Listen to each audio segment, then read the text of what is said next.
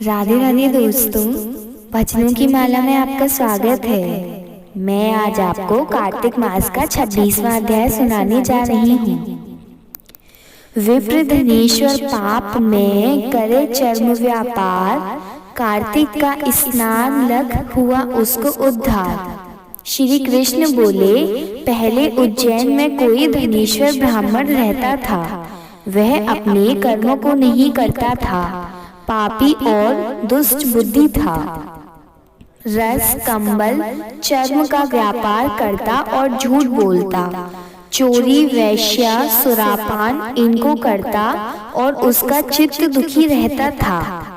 खरीद फरोख्त का कार्य करता हुआ वह धनेश्वर कभी महर्षि की बसाई महिष्मतीपुरी में पहुंचा, जो पवित्र नर्मदा नदी इसका परकोटा हो रही है। वहां धनेश्वर ने कार्तिक स्नान करने वालों को देव 1 महीना निवास किया। बिक्री के लिए नर्मदा के किनारे घूमते हुए उसने स्नान करके जप और पूजन में लगे हुए ब्राह्मणों को देखा। कोई पुराण पढ़ रहे, कोई सुन रहे, कोई नृत्य एवं गाने बजाने में मस्त हैं, कोई विष्णु की मुद्रा में अंकित हैं, तो कोई तुलसी माला पहन रहे हैं। ऐसा देखा नित्य वहां घूमता तथा वैष्णवों का दर्शन और भाषण सुना करता। इससे विष्णु के नाम का बोध हुआ। इस प्रकार महीने भर ठहरकर उसने कार्तिक के उद्यापन की विधि को तथा भक्ति सहित भगवान के जागरण को देखा। पूर्णमासी के दिन ब्राह्मण गौ इनका पूजन, कार्तिक स्नान किए, मनुष्यों को दिए गए भोजन दक्षिणा को देखा।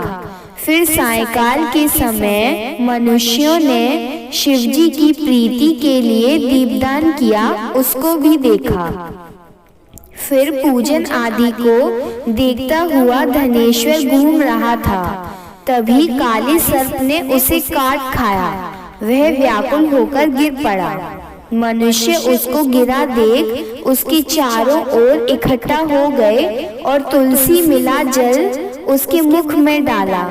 यम के किंकिर यमदूत उसे मरे हुए को बांधकर कोड़ा से मारते हुए यमराज की संयमनीपुरी को ले गए।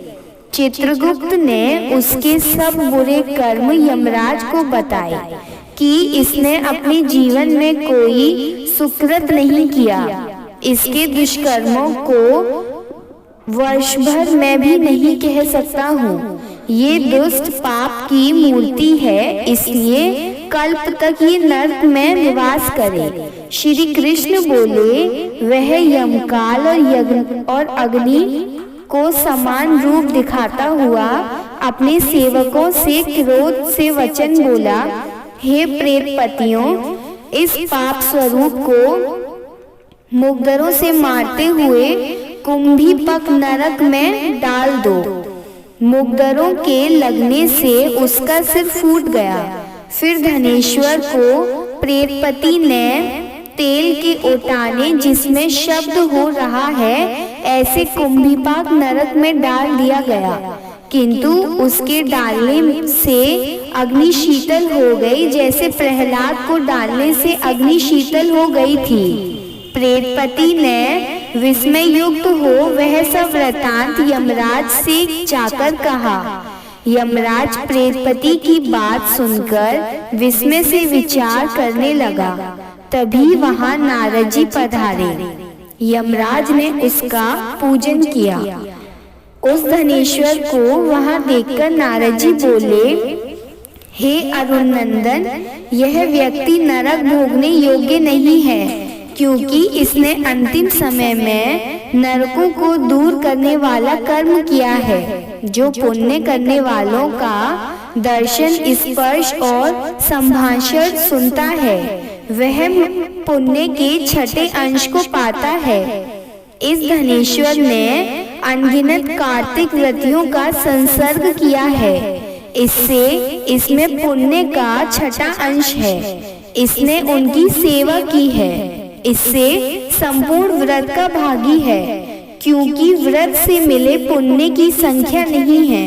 भगवान कार्तिक का व्रत करने वालों मनुष्यों के बड़े पापों को भी अपने तेज से दूर कर देते हैं। अंत समय में तुलसी मिले हुए नर्मदा के जल से वैष्णवों ने इसको स्नान कराकर भगवान का नाम सुनाया। इससे इसके पाप दूर हो गए, उत्तम गति को प्राप्त होने योग्य है। विष्णु की इस पर कृपा है, इसलिए नरक में न गोरा जाए। जैसे गीले और सूखे पापों से नरक मिलता है, ऐसे ही अच्छे कर्मों से स्वर्ग मिलता है। इससे यह धनेश्वर यज्ञ योनि पाकर पाप भोगों को दिखाने वाला सब नरकों को देखकर मुक्ति को पाए। श्री कृष्ण बोले, यह कहकर जब नारद जी चले गए तब उसके पुण्य मालूम होने पर यमराज ने दूत के द्वारा उस धनेश्वर को सब नरक दिखाने के लिए फिर बुलाया।